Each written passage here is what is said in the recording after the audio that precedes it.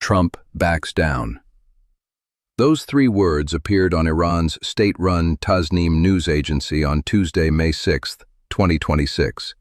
Three words, published by a government that the United States has been trying to crush economically for 47 years.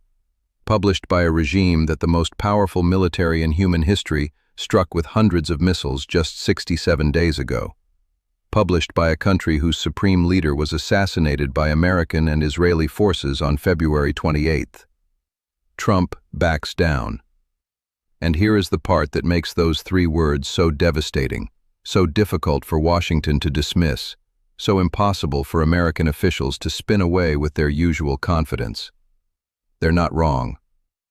On Sunday, May 4th, Donald Trump announced Project Freedom with the kind of bold, martial language that has defined his foreign policy communications. The United States Navy would guide stranded ships through the Strait of Hormuz. America was taking back the waterway. The blockade was being enforced. Iran would learn what happens when it challenges American power. On Tuesday, May 6th, 48 hours later, Trump posted on social media that Project Freedom was being paused. The operation that was supposed to restore American control over the world's most critical oil shipping lane lasted less than 2 days before Trump suspended it himself. Iran did not fire a weapon to stop it. Iran did not sink an American ship. Iran did not even launch a major new attack. Iran simply said, through its military, through its diplomats, through the accumulated weight of 67 days of resistance, that the strait was still closed, and that America did not have the power to open it unilaterally. And Trump blinked. Welcome back. Today we are telling the full story of the 48-hour rise and fall of Project Freedom. What Trump announced, what Iran did, what actually happened in the waters of the Strait of Hormuz, and what Trump backs down means for the rest of this war. Stay with me. This is the most consequential 48 hours of the Iran war so far. Let's start with what Project Freedom actually was, because understanding the gap between the announcement and the reality is the entire story. On Sunday, May 4th, 2026, President Trump made a dramatic announcement. The United States military would begin guiding commercial ships through the Strait of Hormuz. America was launching what Trump called Project Freedom, an initiative to restore freedom of navigation through the world's most critical oil shipping lane, which Iran had effectively closed since early March. The announcement was made with the full weight of American military theater behind it. CENTCOM Commander Admiral Brad Cooper was photographed visiting sailors and Marines aboard the USS Tripoli in the Arabian Sea. Destroyers were repositioned. Aircraft carriers, sitting outside the Gulf in the Gulf of Oman, beyond the range of Iran's most dangerous shore-based missiles, were described as providing air support. A naval task force was assembled. Trump's framing was unmistakable. America was taking action. The blockade was being enforced. Commercial ships would move. The 20,000 sailors trapped inside the Persian Gulf would get a path out. On Monday, May 4th, CENTCOM reported its first results. 6 Iranian small boats targeting civilian vessels were destroyed. 2 American-flagged commercial ships transited the strait. U.S. destroyers passed through the waterway and turned on their AIS transponders on the far side, a deliberate signal that they had made it through. For about 24 hours, Project Freedom looked like it might work. And then reality arrived. Iran did not concede. Iran did not step back. Iran did not allow commercial traffic to flow freely. Instead, it attacked the UAE's Fujairah oil bypass facility, the alternative route for Gulf oil that was supposed to make Hormuz less critical. It launched drones and missiles at UAE territory for a second consecutive day. It continued harassing ships in and around the strait. And then something happened that no American official wanted to acknowledge publicly. The 2 American-flagged ships that transited the strait on Monday, they were the only 2. Out of approximately 2,000 vessels sitting trapped in the Persian Gulf and Gulf of Oman, 2 ships got through on day 1 of Project Freedom. 2. The other 1,998 were still waiting. And on Tuesday, with Iran claiming it had fired warning shots at American destroyers, with the Fujairah facility burning, with UAE schools closed for a second day, with Iranian state media claiming no ships had actually transited the strait, Trump made his announcement. Project Freedom was paused, not ended, paused, for a short period to see whether an agreement with Tehran on ending the war in the Middle East could be finalized. 48 hours after the most dramatic American naval announcement since the Gulf War, the operation was suspended. Iran's state media had their headline within minutes. Trump backs down. Let's talk about what actually happened in the waters of the Strait of Hormuz during Project Freedom's 48 hours. Because both American and Iranian accounts are incomplete, and the truth requires examining both. The American account, as stated by CENTCOM, is this. 2 U.S.-flagged commercial vessels successfully transited the strait under the protection of American naval forces. 6 Iranian small boats attacking those vessels were destroyed. American destroyers transited the strait, demonstrating freedom of navigation. The operation achieved its initial objectives. All of that is technically accurate. Iran's account, as stated by IRGC and Iranian state media, is this. No commercial vessels actually transited the strait without Iranian permission. The transit that CENTCOM described went through Omani territorial waters, the southern lane of the strait, with Omani coordination. Iran's closure of the strait, through its own northern lane, remained intact. Iran fired warning shots, including missiles and drones, at American destroyers approaching the strait. Here is the honest synthesis. Both accounts contain truth and omit inconvenient realities. America's destroyers did transit the strait. 2 commercial ships did move through. Iran's small boats were destroyed. These are facts. But the 2 commercial ships that transited were American-flagged vessels, not the hundreds of ships of other nationalities sitting trapped in the Gulf. The route used went through Omani waters, territory where Iran has less direct interdiction capability. Iran continued to control the northern lane, where most commercial traffic normally flows. And the transit of 2 ships in a 2-mile-wide shipping corridor does not constitute reopening the strait for the 2,000 vessels that need to move. The Wall Street Journal and NPR both reported that U.S. officials privately described Project Freedom as more of an international shipping coordination effort than a full naval escort operation. America was providing information to commercial ships about the safest routes, not physically accompanying them through the most dangerous zones.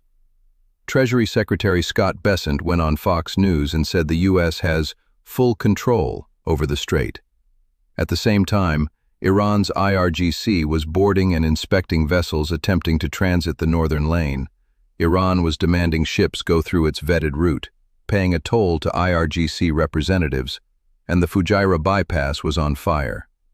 Someone was not telling the full truth, and the market told the story more honestly than any official.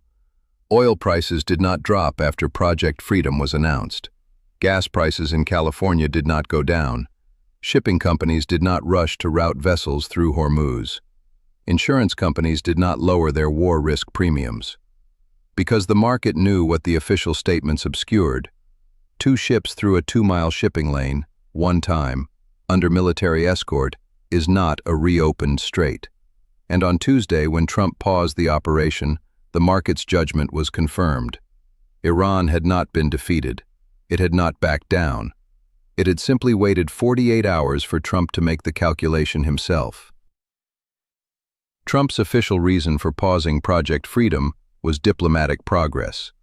His social media post said the pause would allow time to see whether an agreement with Tehran on ending the war in the Middle East could be finalized. That is the official reason. Let's talk about the other factors. Factor 1. The military reality. Military planners inside the Pentagon were not enthusiastic about Project Freedom from the start. The Strait of Hormuz is what American naval officers themselves call a kill box, a confined waterway with Iran's shore-based missiles on one side, potential mines in the shipping lanes, and IRGC swarm boats on the surface. Guiding hundreds of commercial ships, each one a slow-moving, unarmed, enormous target, through that kill box would require extraordinary military resources deployed continuously. It would require mine clearance operations that take weeks. It would require suppressing Iran's shore-based missile batteries, which are buried up to 500 meters underground in hardened bunkers that even 5,000-pound penetrator munitions struggle to destroy. The Joint Chiefs knew this before Project Freedom was announced. The operation, as described publicly, was not militarily sustainable at the scale required to actually reopen the strait. And the 48 hours of operation confirmed what the military had already assessed privately. Factor 2. The Iran FM in Beijing. On Wednesday morning, the day after Trump paused Project Freedom, Iran's Foreign Minister Abbas Araghchi landed in Beijing for meetings with Chinese Foreign Minister Wang Yi. This was Araghchi's first trip to China since the war began, and its timing was not coincidental. China is Iran's most important economic partner. China has been purchasing Iranian oil throughout the war, defying American sanctions. China's economy is being severely impacted by the Hormuz closure. China receives approximately 1/3 of its oil through the strait, and Trump is scheduled to travel to Beijing for his most consequential diplomatic meeting of his second term. The calculation in Washington is not hard to see. If Trump is about to sit down with Chinese President Xi Jinping, and China is simultaneously hosting Iran's foreign minister, the diplomatic geometry of that moment is significant. A deal between Iran and China, brokered in Beijing, announced before or during Trump's visit, would be a massive propaganda victory for Beijing and a massive problem for Washington. Trump had every incentive to pause military operations and make diplomatic space before that could happen. Factor 3. The domestic political reality. Only 32% of Americans support the Iran war, according to polling. Trump acknowledged this number while dismissing the polls as inaccurate. But a president who has built his political brand on winning does not easily sustain an operation that costs hundreds of millions of dollars, achieves 2 ship transits in 48 hours, and generates headlines reading, "Trump backs down," from Iran's state media. The political optics of Project Freedom's 48-hour pause were not good, but they were better than the political optics of a prolonged, visible military engagement that was not achieving its stated objectives and was being mocked by the government it was supposed to pressure. Pausing for diplomacy gave Trump a narrative, not backing down, choosing peace, making space for a deal. Iran's state media called it differently. Trump backs down. And the argument that they're not entirely wrong is not a partisan argument. It is an assessment of what happened. An American military operation was announced, encountered resistance, military, political, and economic, and was suspended in less than 48 hours.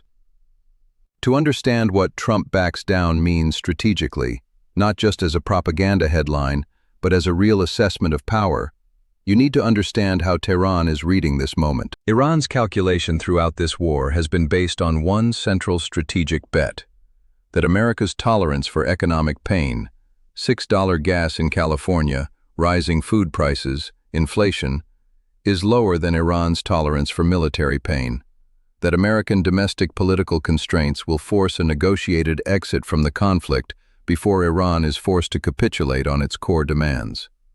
The 48-hour rise and fall of Project Freedom is, from Tehran's perspective, evidence that this bet is paying off. Here is Iran's internal scorecard as of May 7th. Iran's supreme leader was assassinated, its nuclear facilities were struck, its military was degraded, its economy is under severe strain, the rial has collapsed, inflation is devastating, food shortages are real. But the strait is still closed. Global oil prices are still at $112 a barrel. American gas prices are still at $4.45 nationally and $6 in California. The world's largest oil trade route is still under Iran's effective control. 20,000 sailors are still trapped. And America just suspended its most visible military operation to allow time for a deal. The Iranian parliament speaker posted publicly, "The continuation of the current situation is intolerable for the United States." He described Project Freedom's suspension as evidence that firm positions and warnings from Iran had forced the pause. INSA, Iran's state news, went further. Trump called off the operation following firm positions and warnings from Iran. Trump said he paused for diplomacy. Iran said it was because of firm warnings. Both cannot be entirely right. But the outcome, the operation is paused, is not disputed. And here is the strategic consequence of Iran's read on this moment. If Tehran believes, based on 67 days of war and 48 hours of Project Freedom, that sustained pressure eventually moves American policy, then Tehran's incentive to make rapid concessions in negotiations is reduced. Why give away your leverage at the negotiating table if you believe time is on your side? Why accept Trump's terms today if tomorrow American domestic pressure grows and the terms improve? This is the most dangerous aspect of the Trump backs down narrative. Not the propaganda value it gives Iran's government domestically, but the strategic signal it sends about American staying power. CNN's international diplomatic editor Nick Robertson put it with unusual directness. Iran's hardline leaders are in control. It has not agreed to end its nuclear program, and it has closed the strait and held the global economy hostage. It is giving every impression that it believes it has the upper hand. Every impression of having the upper hand. After 67 days of war, after being struck by the most powerful military in the world, that is Iran's message to the world. And Project Freedom's 48-hour lifespan is Exhibit A. Trump paused Project Freedom to make space for a deal. So what does the deal landscape actually look like right now? There are 3 active diplomatic tracks running simultaneously, and understanding all 3 is essential to understanding where this ends. Track 1. U.S.-Iran direct talks. The United States and Iran have been communicating through Pakistani intermediaries since early April. A delegation led by Vice President J.D. Vance, Jared Kushner, and Special Envoy Steve Witkoff traveled to Islamabad in early April. That round failed. A new diplomatic team, including Nick Stewart, a former State Department official and Foundation for Defense of Democracy lobbyist, has been assembled to continue the effort. Iran submitted a 14-point peace plan through these channels. Trump told reporters he was reviewing it, but expressed doubt it would lead to a deal. The sticking points are significant, and we'll cover them in full detail in our next video. Track 2. Iran-China talks in Beijing. Iran's Foreign Minister Araghchi is in Beijing meeting with Chinese counterpart Wang Yi. This is the first time Araghchi has traveled to China since the war began, and its timing, immediately after Trump paused Project Freedom and immediately before Trump's planned Beijing visit, is deliberately strategic. China has enormous leverage in this situation. It is Iran's largest trading partner. It has been purchasing Iranian oil throughout the war. Its economy is being severely damaged by the Hormuz closure. And Trump needs China's cooperation on multiple fronts: trade negotiations, technology competition, Taiwan, that go far beyond the Iran war. If China can position itself as the broker of an Iran deal, delivering Tehran to the negotiating table in exchange for American concessions on the strait and sanctions, that is an enormous geopolitical win for Beijing. And it happens on the eve of Trump's most important diplomatic trip. Track 3. The marketplace of pressure. Behind both diplomatic tracks, the economic pressure continues. American blockade of Iranian ports, which Trump explicitly said would remain in place despite pausing Project Freedom, has turned around 48 Iranian vessels in 20 days. Iran's oil export revenues are significantly reduced, even though some ships like Huge have slipped through. The question of who runs out of patience first, American consumers paying $6 for gas, or Iranian citizens dealing with collapsed currency and food shortages, is the underlying pressure that will determine both sides' negotiating flexibility. Trump said he already won the war with Iran, but he also said, "I want to win by a bigger margin." The gap between those two statements is the space in which the deal, or its failure will be determined. Let's zoom all the way out. Because Trump backs down, whether it's accurate, partly accurate, or Iranian propaganda, matters beyond this specific 48-hour episode. It matters for every country watching the United States navigate a military confrontation with a mid-sized regional power. It matters for China, which is watching how America manages military commitments and diplomatic reversals while simultaneously asking Beijing for cooperation on the Iran deal. It matters for Russia, which has been studying American willingness to sustain military pressure in Ukraine and is now watching Project Freedom's 48-hour lifespan. It matters for North Korea, which has been supplying ammunition to Russia and watching American military engagements globally to calibrate how far it can push its own provocations. And it matters for America's Gulf allies, Saudi Arabia, the UAE, Qatar, whose oil infrastructure is under Iranian attack, and who are watching to see whether American security guarantees mean anything when the costs start to mount. The most dangerous global consequence of Project Freedom's suspension is not what it does to the Iran negotiations. It is the signal it sends about American resolve. America is the world's dominant military power. Its navy is unmatched. Its air force is unmatched. Its intelligence capabilities are unmatched. But military power only deters adversaries if they believe America will use it and sustain its use when challenged. A military operation that lasts 48 hours before being paused due to domestic political pressure and diplomatic maneuvering does not project sustained resolve. It projects the message that Iran's state media captured in 3 words. Trump backs down. Whether that reading is fair, whether it ignores the diplomatic rationale, whether it will ultimately be proven wrong when a deal is reached, all of that remains to be seen. But the headline exists. The pause happened. The operation lasted 48 hours, and the world is watching. Trump backs down. 3 words, published by Iran's state media, and harder to dismiss than any American official wants to admit. Project Freedom launched Sunday. Paused Tuesday. 2 ships transited. 6 Iranian boats destroyed. Fujairah burned. UAE schools closed. And the Strait, the 21-mile waterway that carries 20% of the world's oil, is still not open. That is what happened. Not the press release, not the official statement. What actually happened. The deal is now the only path forward, and in our next video, we're going to go through Iran's 14-point plan, every single demand, and tell you what a deal would actually look like, what America can accept, and what it can't. Share this video. Hit like. Subscribe for the most important diplomatic story of 2026. We'll see you there.